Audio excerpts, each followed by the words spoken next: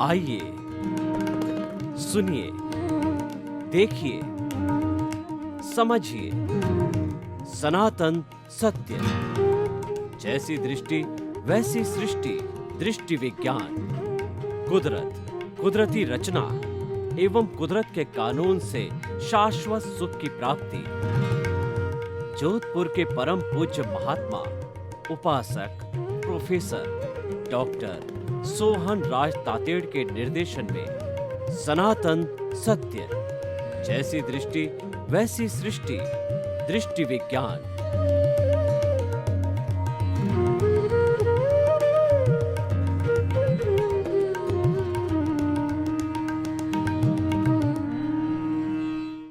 भाइयों और बहनों, मातृशक्ति को नमन।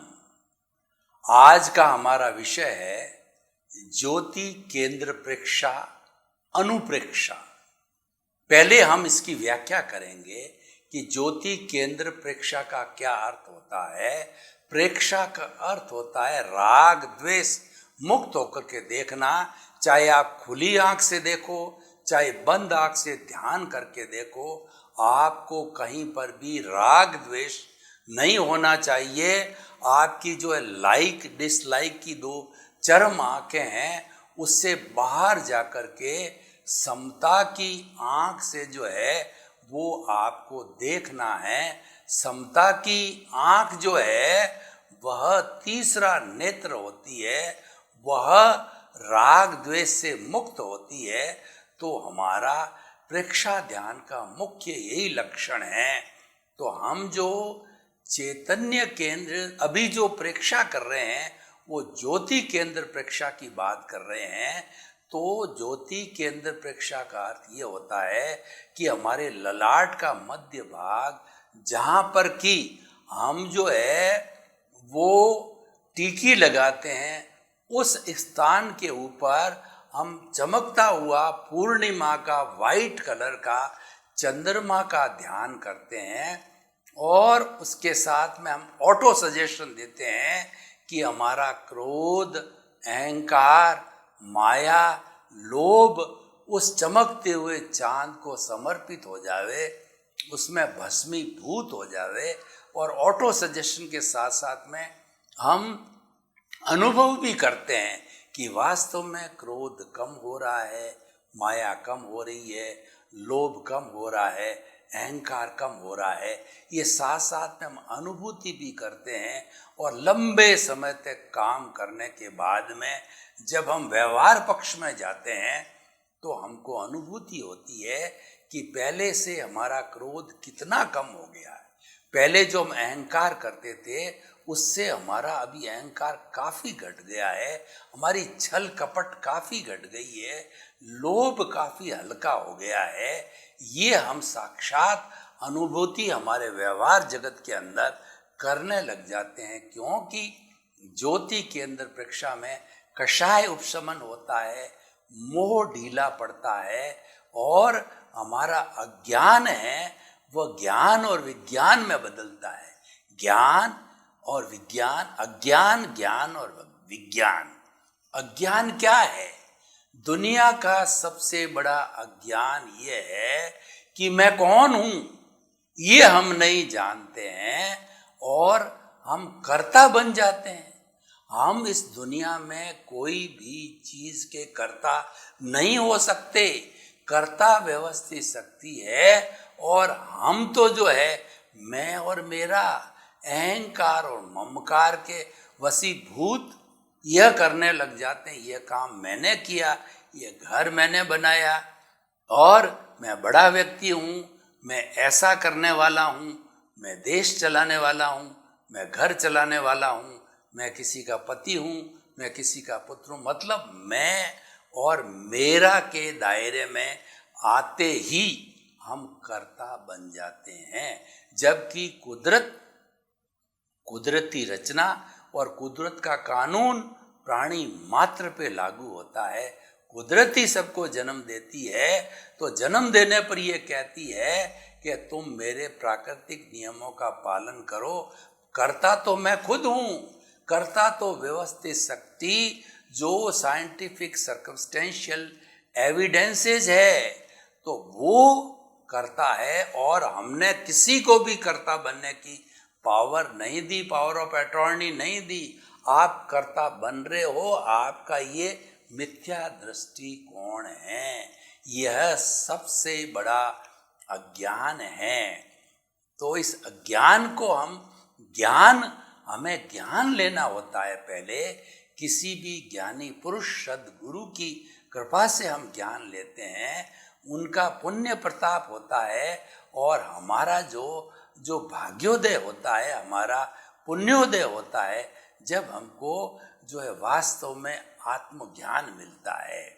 और वह ज्ञान बनते ही हम जो है वह हमारी अंतर आत्मा के पद पर हमको विराजित कर देता है, यानी कि वह हमारा अनंतानुबंधी कषाय को भस्मीभूत कर देता है और हमारे को अंतरात्मा पद पे बिठाते हैं। फिर हम दृष्टि विज्ञान के द्वारा, उनके दिए हुए ज्ञान के द्वारा, आत्मतुल्ला के सिद्धांत के ऊपर ज्ञाता दृष्टा बन करके और प्रीति जागृति और अनुभव को बढ़ा करके गहरा गहरा गहरा अनुभव करके जो है हम विज्ञान बनाते हैं। वो विज्ञान हमको मुक्ति में ले जाने वाला है, और वो विज्ञान जब बढ़ते बढ़ते 360 डिग्री पर आ जाता है तब वो केवल दर्शन हो जाता है। और इस जन्म के अंदर केवल दर्शन होता है, या किसी जन्म में केवल दर्शन होता है, अगला जन्म के अंदर कोई पुरुषार्थ नहीं होता है। वो केवल ज्ञान परिणाम स्वरूप उसको मिलेगा ही, वो केवल ज्ञानी बनेगा ही, ईश्वर जो है वो बन जाएगा। जो ही वो 8वां गुणस्थान लेगा ही अगले जन्म में, जिसको केवल दर्शन हुआ होता है, अगले जन्म के अंदर वह 8वें गुणस्थान से 9वां 10वां 11वां को छोड़ता हुआ 12वें में वीतराग, 13 में केवली बन करके और अपने अघाती कर्मों को क्षय करके, जो कि पुण्य के अघाती कर्म होते हैं, आयुष्य समाप्त करके, और अ उ ई री ल ये 5 शब्द बोले जितने के अंदर वह मुक्ति की अवस्था को प्राप्त हो जाता है। ये सारा अज्ञान, ज्ञान, विज्ञान और केवल ज्ञान तक का हमने पथ आपको बताया, और इसी का ही ये अभ्यास करना है। और ये प्रेक्षा ध्यान उसमें बहुत सहयोगी होते हैं। तो अब हम प्रयोग जो कर रहे हैं, ज्योति केंद्र प्रेक्षा यानी कषाय को समाप्त किया। कषाय यानी राग द्वेष, राग द्वेष यानी अज्ञान। इस अज्ञान को मिटाने के लिए हमें ज्योति के अंदर प्रेक्षा करना। और फिर अनुप्रेक्षा वो होती है कि हम बार बार किसी चीज की पुनरावृत्ति करते हैं। जैसे हमको भय लगता है तो हम जो है वो प्रतिरोधात्मक शक्ति देते हैं अनुप्रेक्षा के रूप में, कि हमको अभय की साधना करनी है। हमारा अभय बढ़ रहा है, भय समाप्त हो रहा है, भय समाप्त हो रहा है, अभय बढ़ रहा है। तो ये करते करते ही अभय की अनुप्रेक्षा हो गई। आत्मविश्वास कम होता है तो आत्मविश्वास के विकास की अनुप्रेक्षा करते हैं हम। जो चीज हमारे स्मरण शक्ति की जो है कमी होती है तो स्मरण शक्ति की अनुप्रेक्षा करते हैं हम। जो चीज हमारे जीवन में कम है, हमको जो है वो हमारी श्रद्धा नहीं जमती है तो श्रद्धा जमाने की अनुप्रेक्षा करते हैं हम। तो हमारे ज्ञान वृद्धि की अनुप्रेक्षा करते हैं। हर चीज की अनुप्रेक्षा हो सकती है। तो हम अनुप्रेक्षा के कुछ प्रयोग करेंगे। अनुप्रेक्षा का मतलब पुनरावृत्ति करना, बार बार उस चीज को याद करके हृदयंगम करना, आत्मसात करना, उसको हम अनुप्रेक्षा कहते हैं।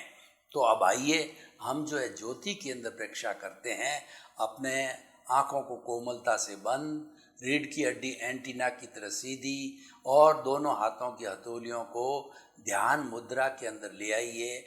और जो आराम से जिस आसन में बैठ सकते हैं उस आसन में आप विराजित हो जाइए। अपने चित्त को पूरे शरीर के अंदर घुमाइए, एक एक कोशिका तक घुमाइए और घुमा करके जो है ये ऑटो सजेशन दीजिए, पूरा शरीर शिथिल हो जाए, शरीर की एक एक कोशिका शिथिल हो जाए। साथ साथ में अनुभव कीजिए शरीर शिथिल हो गया है, शिथिल हो रहा है, शिथिल हो गया है। पूरा शरीर रुई की भांति हल्का, कोई टेंशन नहीं, कोई स्ट्रेस नहीं, कोई स्ट्रेन नहीं, कोई तनाव नहीं, कोई अकड़न नहीं, कोई जकड़न नहीं, कोई दुख नहीं, कोई दर्द नहीं, कोई जन्म नहीं, कोई मरण नहीं, केवल आनंद, केवल आनंद, केवल आनंद की स्थिति। शरीर शिथिल, श्वास को शिथिल करिए, दोनों नथुनों के बीच के अंदर चित्त को केंद्रित कीजिए, लंबा श्वास लीजिए। सांस जब लेवें पेट फूलना चाहिए, सांस जब छोड़ें पेट सिकुड़ना चाहिए। लंबा श्वास, और लंबा, और लंबा, लंबा श्वास लीजिए, समलंबा निकालिए, लंबा श्वास, गहरा श्वास, समतल श्वास, शरीर शिथिल, सांस शिथिल। अब हम ज्योति के अंदर पर परीक्षा करेंगे, दोनों नथुनों से भीतर जो है चमकते हुए सफ़ेद रंग के परमाणु खींचिए और जहाँ टीकी लगाते हैं ललाट के ऊपर जो है मध्य भाग के अंदर गोला बनाइए, वाइट चमकते हुए कलर का, पूनम के चांद की तरह का। अब आप ऑटो सजेशन दीजिए कि मेरा जो है वह क्रोध कम हो जाए, कम हो रहा है, कम हो गया है। मेरा मान कम हो जाए, हो रहा है, हो गया है। मेरी माया कम हो जाए, हो रही है, हो गया है। मेरा लोभ कम हो जाए, हो रहा है, हो गया है। मेरा क्रोध कम, अहंकार कम, माया कम, लोभ कम, पूरे कषाय शांत हो गए। मेरा अज्ञान घट रहा है, मेरा ज्ञान ज्ञान विज्ञान बन रहा है। मेरा अज्ञान घट करके ज्ञान और विज्ञान बन रहा है। विज्ञान, आत्मज्ञान को विज्ञान कहते हैं। मेरा आत्मज्ञान बढ़ रहा है, मेरा आत्मधर्म बढ़ रहा है, मेरा आत्मज्ञान विकसित हो रहा है। मेरा कषाय शांत हो रहा है, मेरा कषाय उपशमन हो रहा है। मेरा समता भाव बढ़ रहा है, मेरा समता भाव बढ़ रहा है, बढ़ गया है, बढ़ रहा है, बढ़ गया है। अब हम एक दो अनुप्रेक्षा करेंगे। पहला अभय की अनुप्रेक्षा करते हैं। जिन लोगों को भय ज़्यादा लगता है उन अभय की अनुप्रेक्षा हम कर रहे हैं। हमारा शरीर शिथिल है, श्वास शिथिल है। अब आप ऑटो सजेशन दीजिए कि मेरा भय घट रहा है। भय एक काल्पनिक वस्तु है, भय वास्तविक नहीं है। मेरा भय घट रहा है। जो मुझे अंधकार में भय नजर आ रहा है, उस अंधकार में खड़ा हूँ, मुझे कोई भय नहीं है। मेरा भय घट रहा है, मेरा भय घट जाए। मेरा भय काफ़ी घट गया है, मेरा भय पूरा घट गया है। मैं अभय हो गया हूँ, मैं अभय हो गया हूँ। मुझे किसी तरह का भय नहीं है, कोई मुझे भयभीत नहीं कर सकता, क्योंकि मैं तो मन वचन काया से मुक्त ऐसा शुद्ध आत्मा हूँ जो अशरीरी है। जिसके शरीर ही नहीं है उसके भय कैसा होगा। मैं तो शुद्ध आत्मा हूँ, मैं अभय वाला शुद्ध आत्मा हूँ। मेरे भय हो ही नहीं सकता, क्योंकि मेरे कोई शरीर नहीं है। मैं अलग हूँ, शरीर अलग है। मेरा जो मन वचन काया रूपी ये पुतला है, मन वचन काया तथा उससे जुड़ी हुई हर अवस्था मात्र कुदरती रचना है, और वह व्यवस्थित है, वो नियत है। उसमें मैं स्वतंत्र हूँ, मैं उसको टच नहीं कर रहा हूँ, मैं उसके साथ तन्मयाकार नहीं हो रहा हूँ। मैं तो तन्मयाकार हो रहा हूँ ज्ञाता दृष्टा से, दृष्टि विज्ञान से, विज्ञान से मेरा संपर्क बढ़ रहा है और मुझे आत्मज्ञान का विकास हो रहा है। मेरा अभय समाप्त हो गया है, अभय समाप्त हो गया है, अभय समाप्त हो गया है। दूसरी, हम आत्मविश्वास बढ़ाने की अनुप्रेक्षा करेंगे कि मेरा आत्मविश्वास बढ़ रहा है, बढ़ रहा है, बढ़ जाए, बढ़ जाए, काफ़ी बढ़ रहा है, काफ़ी बढ़ रहा है, काफ़ी बढ़ गया है। अब मैं 1000 लोगों की उपस्थिति में नहीं घबराता, मैं अच्छा प्रवचन देता हूँ, उनसे इंटरेक्शन कर सकता हूँ, उनसे बात कर सकता हूँ। मैं किसी व्यक्ति से बात करने में मुझे कोई घबराहट नहीं है। मेरा आत्मविश्वास बहुत बढ़ गया है। जो भी बात कहता हूँ पूर्ण विश्वास के साथ कहता हूँ, उसका सामने वाले पे असर होता है, क्योंकि मेरा आत्मविश्वास बढ़ गया है। मैं आत्मविश्वास से परिपूर्ण हो गया हूँ। मेरा आत्मविश्वास बढ़ गया है, बढ़ गया है, बढ़ गया है। तो इस तरीके से हमने जो है ये अनुप्रेक्षा के 2 प्रयोग किए। प्रभु हमारे साथ में रहे, ज्योति केंद्र प्रेक्षा, क्योंकि प्रभु की हाजिरी से है। प्रभु हैं तो हम हैं, नहीं तो हम मुर्दा हैं। प्रभु के बिना हम कुछ भी नहीं कर सकते। Without the Prabhu I am only dead body. मैं बोल रहा हूँ, इसका मतलब मुर्दा नहीं हूँ, इसका मतलब प्रभु हाजिर है। पूरे समय प्रभु हाजिर रहे और वही बोले। उन्होंने ही ऑटो सजेशन दिया, उन्होंने ही अनुभव किया, उस प्रभु ने हमको आशीर्वाद दिया। वो आशीर्वाद हमारी हाथ की हथेलियों पर आ गया है। उस आशीर्वाद को आप अपने सिर पर लगाइए। 3 बार प्रभु के आशीर्वाद को लीजिए। प्रभु का आशीर्वाद ही आपको मुक्ति में ले जाएगा, क्योंकि मुक्ति में जाने वाला स्वयं प्रभु है। आपके पुरुषार्थ से वह प्रभु मुक्ति की ओर जाएगा। तो भाई और बहनों, हमने आपको 2 सिद्धांत, 2 प्रयोग कराए, ज्योति केंद्र प्रेक्षा और दूसरा है हमने करवाया अनुप्रेक्षा, आत्मविश्वास की अनुप्रेक्षा और अभय की अनुप्रेक्षा। तो ज्योति केंद्र की जो हमने जो है वो लेशिया ध्यान सहित किया, वाइट चमकते हुए चंद्रमा के कलर की तरह।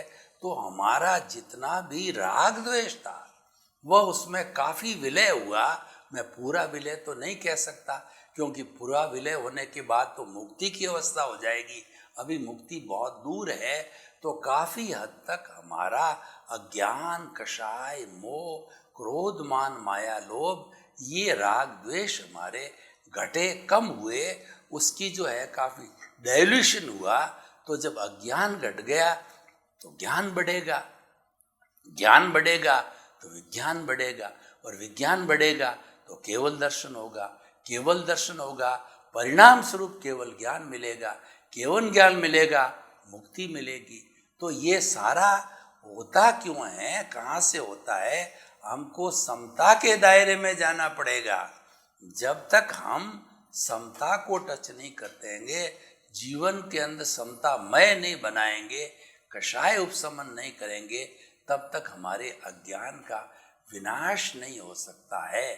समता भाव से ज्ञान प्रकट होता है, विज्ञान होता है, और हम जो है प्रभु हमारा मुक्त होकर के सिद्ध, बुद्ध और मुक्त बनता है।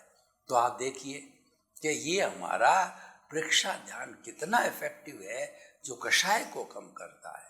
और हम चाहे डॉक्टर के पास में कितनी बड़ी बड़ी दवाएं ले लें, डॉक्टर के पास कषाय कम करने का कोई साधन नहीं है। वह तो आपके जो है, चाहे आयुर्वेद दवा हो, चाहे एलोपैथी हो, चाहे योगा हो, चाहे सिद्धा हो, वो आपके शरीर के स्वास्थ्य को या मन के स्वास्थ्य को ठीक कर सकता है।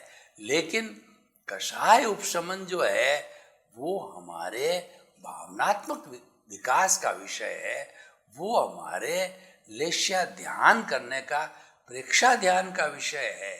तो उसको हम करके और अपने जो है ज्ञान से विज्ञान की ओर बढ़ सकते हैं, बहुत बड़ा लाभ है। तो हम ये कहना चाहेंगे कि प्रेक्षा ध्यान 5 तरह के स्वास्थ्य देता है। वो हमको स्वास्थ्य का इस मतलब होता है सौ में अवस्थित करता है। सौ में अवस्थित करने का अर्थ ये होगा कि हमको ज्ञाता दृष्टा के स्तर पर ले जाता है, वो हमको दृष्टि विज्ञान करवाता है, हमारा सेल्फ रियलाइजेशन, हमारी जो अनुभूति, हमारा इंट्रोस्पेक्शन, हमारा आत्मनिरीक्षण, आत्म परीक्षण करवाता है। प्रेक्षा ध्यान इसी हिसाब से ये विपश्यना और प्रेक्षा ध्यान एक ही चीज होता है, तो हम उसको करने से हमारे जीवन को 100% अच्छा बना सकते हैं। प्रेक्षा ध्यान में इतनी अर्हता है कि मिनिमम वो फिजिकल हेल्थ को ठीक करता करता मुक्ति की अवस्था तक को भी हमें ले जा सकता है। इसलिए प्रेक्षा ध्यान एक होलिस्टिक मार्ग है, ये हमें सिद्धांत के साथ साथ में प्रयोग किया जाना चाहिए। इसके 8 चरण के अंदर बहुत सुंदर सुंदर जो है इसके सिद्धांत भी है और प्रयोग भी है, थ्योरी भी है और एक्शन भी है। जब थ्योरी और एक्शन दोनों होते हैं तब वो होलिस्टिक बनता है, तब वह जीवन में उतरता है। इसीलिए प्रेक्षा ध्यान के ये जितने भी प्रयोग हम कराते हैं ये हमारे जीवन को हर तरीके से अच्छा बनाते हैं, ये हमारा पर्सनैलिटी डेवलपमेंट करते हैं, ये हमको सही मायने में एक अच्छा इंसान बनाते हैं। ऐसा इंसान जो कि आत्मतुलावत सिद्धांत का पालन करता है, अपनी आत्मा को समस्त दूसरी आत्माओं को एक समान देखता है और वह ऐसा व्यवहार करने लग जाता उनके साथ में कि वो जैसे जो अपने साथ नहीं करना होता है वह दूसरे के साथ में वह नहीं करता है, वो किसी का शोषण नहीं करता, किसी का अन्याय नहीं करता। तो इस तरीके से हम कह सकते हैं कि प्रेक्षा ध्यान के सिद्धांत और प्रयोग है हमारे जीवन में हमको आगे बढ़ाने वाले हैं, हमारे जीवन का चौमुखी विकास करने वाले हो। चाहे हमारा व्यवहार जगत हो, चाहे हमारा अध्यात्म जगत हो, चाहे हमारा आत्मधर्म हो, चाहे हमारा व्यवहार धर्म हो, सबके अंदर प्रेक्षा ध्यान के अंदर बदलने क्या अर्हता होती। प्रेक्षा ध्यान व्यक्ति को बदलता है, व्यक्ति में परिवर्तन लाता है और उसको जो है उसमें जो जो कमियां हैं उस कमियों को दूर करके उसको परफेक्ट कराता है, उसका पर्सनालिटी डेवलपमेंट कराता है। तो हम आपसे कहना चाहते हैं कि प्रेक्षा ध्यान के प्रयोग और सिद्धांत निमित्त रूप में से करता जाना चाहिए। प्रेक्षा ध्यान जो पद्धति है भगवान महावीर के जीवन से ली गई है, आगमों से ली गई है। तो प्रेक्षा ध्यान पद्धति में कहा गया है कि जो व्यक्ति जो है वो आत्मनिरीक्षण करता है, उस व्यक्ति के जो ज्ञाता दृष्टा होता है, उस व्यक्ति के नए कर्मों का बंधन रुक जाता है और पूर्व जन्म के जो कर्म होते हैं वो भी जो है वो भुगत लिए जाते हैं। यानी जो व्यक्ति जो इन प्रेक्षा ध्यान को प्रयोग करके और दृष्टि विज्ञान रियल पुरुषार्थ करने लग जाता है तो निश्चित तौर से वो केवल दर्शन की प्राप्ति और केवल ज्ञान की प्राप्ति कर सकता है।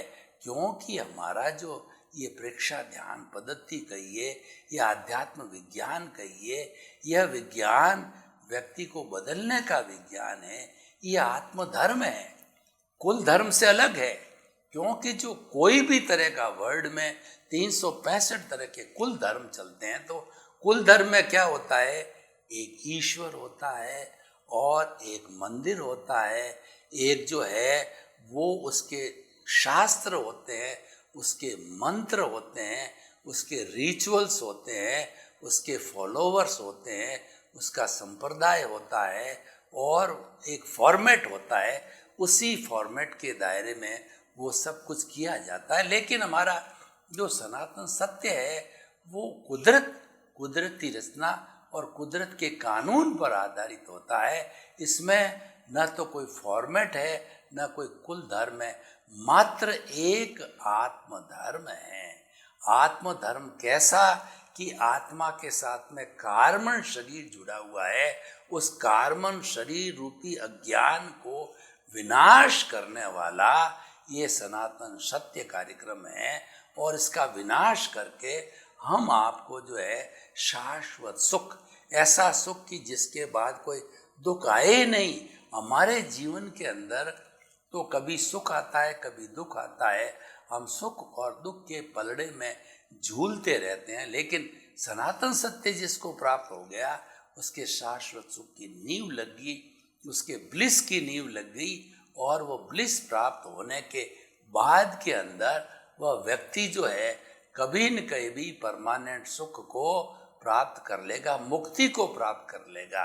तो हम ये कहना चाहते हैं कि अगर आप इस मानव श्रेष्ठ जीवन में, जो कि अगली बार मिले या न मिले, तो हमारे सनातन सत्य को धारण करके प्रेक्षा ध्यान के विविध विविध प्रयोग करके, ये तो मूल रूप से 8 चरण के 8 प्रयोग हमने बताए, लेकिन इसका क्लासिफिकेशन करें तो सैकड़ों सैकड़ों तरह के प्रयोग हो सकते हैं। अनुप्रेक्षा हो सकती है, लेशिया ध्यान हो सकते हैं, चैतन्य केंद्र हो सकता है, श्वास प्रेक्षा में अलग अलग तरह के प्रयोग हो सकते हैं। उन सब को करके जो है हम अज्ञान को समाप्त कर सकते हैं। हमारा मुख्य फोकस क्या है? इन दोनों को जोड़ने वाला ज्ञान है। मैं आपको उदाहरण देना चाहता हूँ। एक तरफ वेल फिनिश्ड जो है की हुई हमारी लकड़ी है, और दूसरी तरफ हमारे पास सनमाइका है। अब उस सनमाइका को हम उस वेल फर्निश्ड लकड़ी के ऊपर जो चेप करके हम फर्नीचर बनाना चाहते हैं, तो हम कैसे चेपेंगे? उसके ऊपर चेपने के लिए हाई एडेसिव फेविकोल की आवश्यकता होती है। तो वो फेविकोल, ये हमारा शरीर और आत्मा को जोड़ने वाला फेविकोल है। वो मिश्र चेतन है, वो अज्ञान है, वो जड़ भी नहीं है और चेतन भी नहीं, इसीलिए नाम उसका मिश्र चेतन का ज्ञान है। क्योंकि वह ज्ञान है इस शरीर को जो है चेतनावत बनाता है, हाथ हिलाता है, आंखें हिलाता है, बोलता है, करता है, सारा ऐसा लगता है कि ये तो जीवित प्राणी है, इसको जीवित लेकिन ये जड़ है प्योरली। कैसे जड़ है हम आपको बताते हैं। मुर्दे को क्या कोई घर में रखता है? मुर्दा होने के बाद घर वाले एक क्षण भी उसको घर में नहीं रखते। उसको तो कहते हैं जल्दी ले जाओ, जल्दी ले जाओ, इसका खून का पानी बन गया है, और उसके साथ साथ के अंदर यह बदबू मारने लग जाएगा, कीड़े मकोड़े हो जाएंगे, तो इसीलिए उसको वो भस्मीभूत उसको जला दिया जाता है। तो ये जड़ जो है ये शरीर है, लेकिन ये मिश्र चेतन की वजह से ये चेतन का काम करने लग जाता है। तो हम इस प्रेक्षा ध्यान के सब प्रयोगों के माध्यम से हमारा एक ही काम है, मिश्र चेतन अज्ञान को जो है हमारी प्रतिष्ठित आत्मा, हमारा मन है, उसको समाप्त करके अमन बनना है, और प्रतिष्ठित आत्मा को पूर्ण समाप्त करके मूल आत्मा को जो है मुक्ति में भेजना है। और जो मुक्ति में चली जाती है तब वो सिद्ध बुद्ध मुक्त बन जाती है, और हमारी सिद्ध शिला जो कि लोक के अंतिम भाग में है, उसके आगे कोई जीवन नहीं, आत्मा रह नहीं सकती। मात्र वहाँ पर जो है वो आकाश ही आकाश है, उसमें जाकर के वो अपनी अवगाहना जो शरीर छोड़ती है, वो 2/3 शरीर की अवगाहना एक सिंबॉलिक रूप के अंदर लेकर के ज्योति ज्योति में मिल जाती है, और भगवान ईश्वर बन करके वो शाश्वत सुख को प्राप्त करके, और जो है वह अपना आनंद के अंदर जीवन यापित करती है। तो प्रेक्षा ध्यान के प्रयोग जो है होलिस्टिक है, हमारे जीवन में बहुत लाभकारी है। सर्वे भवन्तु सुखिनः, सर्वे सन्तु निरामया। लोक के सब जीवों को सुख मिले, शांति मिले, आनंद मिले, प्रेम मिले, मुक्ति मिले। आपके प्रति शुभकामना।